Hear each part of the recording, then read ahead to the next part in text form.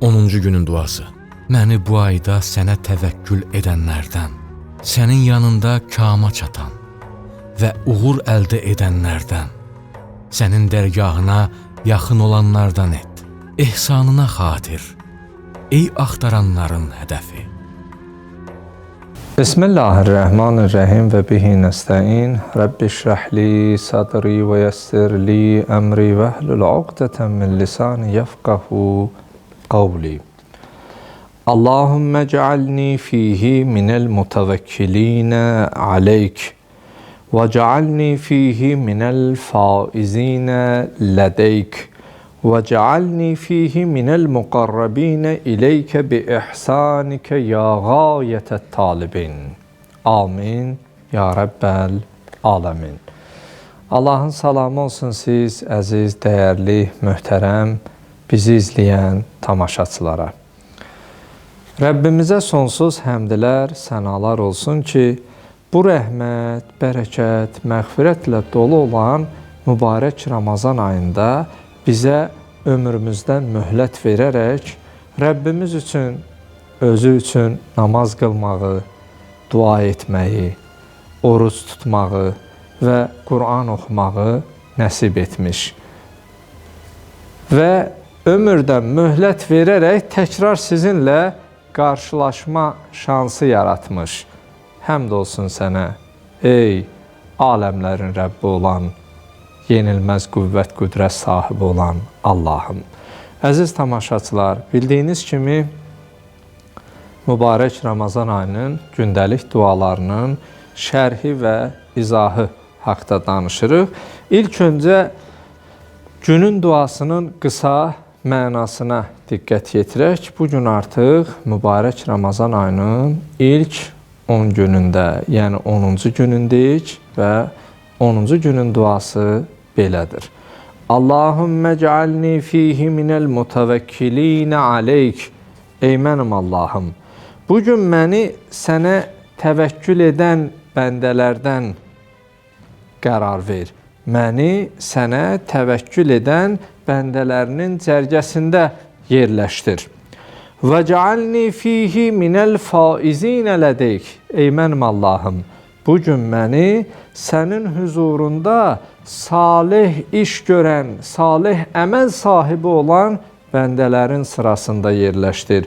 Və cealni fihi minəl muqarrabinə ileykə.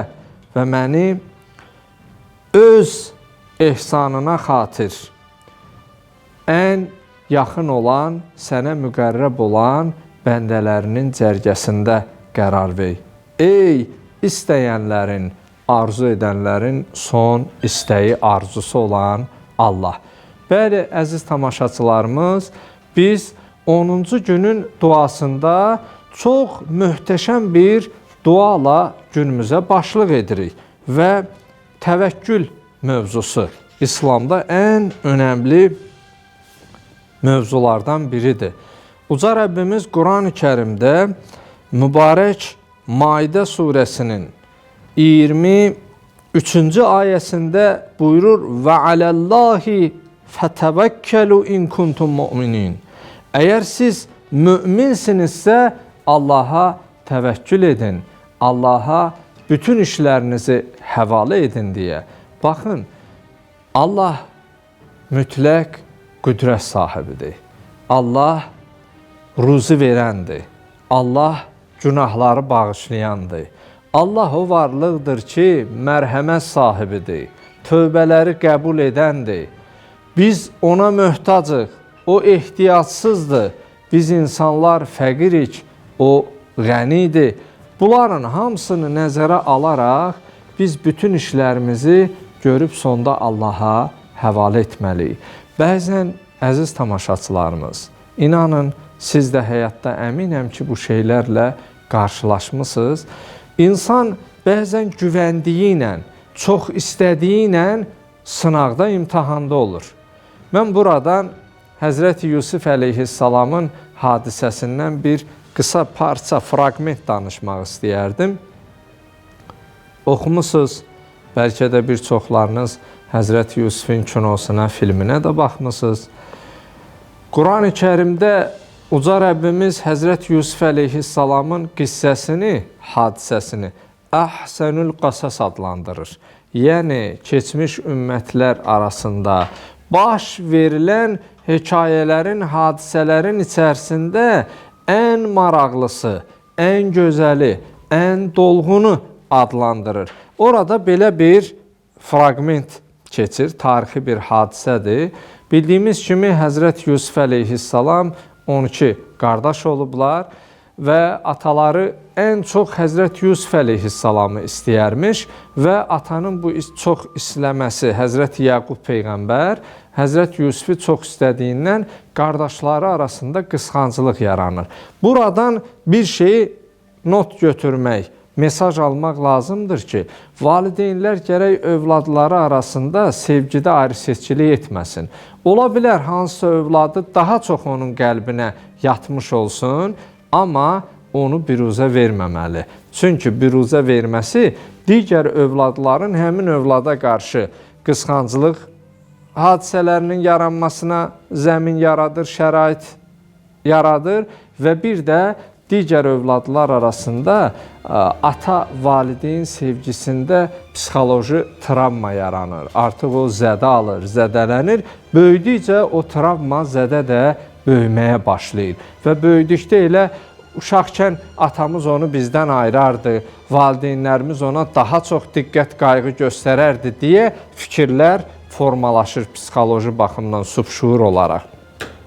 Orada belə bir maraqlı hadisə var. Həzrəti Yusuf əleyhissalam qardaşları ilə gedirlər. Onlar oynayarkən apardıqları mətanın, yeməyin, içməyin, azuqənin, veşin yanında Həzrət Yusuf əleyhissalamı qoyurlar və Həzrət Yusuf əleyhissalam baxır qardaşlarına, deyir Allahım, mənim bu qədər qardaşlarım varkən kim mənə nə edər? Amma əziz tamaşaçılar, zaman keçir, o güvəndiyi qardaşlarının əli ilə Həzrət Yusuf əleyhissalam quyuya atılır. Və quyuya atıldıqda həmin söz yadına düşür ki, Allahım, mən bir gün qardaşlarıma güvəndim, amma qardaşlarım mənim sınağım, imtahanıma çevrildi. Və onu quyuya atdıqda Həzrət Yusuf əleyhissalam kövrəldikdə qardaşları biz səni quyuya atırıq, tək qalacaqsanmı deyə kədərlənirsən, cavab verir, xeyr. Bir zaman siz oynayarkən sizə baxıb, arxalanıb, mənim bu qədər qardaşlarım var deyə, mənə kim nə edər deyə söylədiyim halda, bugün elə o istəkli qardaşlarımın əli ilə mən quyuya atılıram deyə söyləyir. Məhz günümüzün duasında da uca Rəbbimizdən istək belə bir duadır ki, Allahümmə cealni fihi minəl mutavəkkilinə aleyk. Allahım, bugün məni sənə təvəkkül edən, bütün işlərini sənə həvalə edən bəndələrinin cərgəsində, sırasında yer almağı mənə nəsib etkinən. Və cealni fihi minəl faizinə ileyk. Allahım, bugün məni sənin huzurunda salih işləri görən bəndələrindən. Baxın, İnsan salih əməl sahibi olsa da yaşayır, olmasa da. O əməli etsə də yaşayır, etməsə də. Amma bir gün, o günün hansı gün olduğunu bilməsək də, mütləq şəkildə bir gün baş verəcəyini bildiyimiz halda bəzilərimiz yenə də ölüm öncəki işlərimizi, vəzifələrimizi tam dürüst yerinə yetirmirik. Və duanın davamında buyurur və cealni fihi minəl muqarrabinə ileykə bi ihsanik ya gayətət talibin. Ey istəyənlərin son istəyi, məni öz ehsanınla yaxın olan bəndələrindən qərar ver.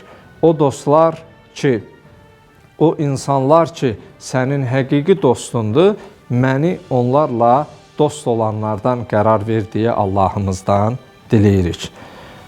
Allahım, bu etdiyimiz duaları, xüsusilə 10-cu günün duasında ki, Allahım, məni sənə təvəkkül edən bəndələrindən və salih iş görənlərdən və sənin dostlarınla dost olanlardan qərar ver deyə dua edirik. Amin. Allahım, etdiyimiz duaları, tutduğumuz orucları qıldığımız namazları, Qur'an-ı Kərimdən oxuduğumuz surə və ayələri bizdən ali dərəcədə qəbul etkinən. Amin. Ya Rəbbəl aləmin.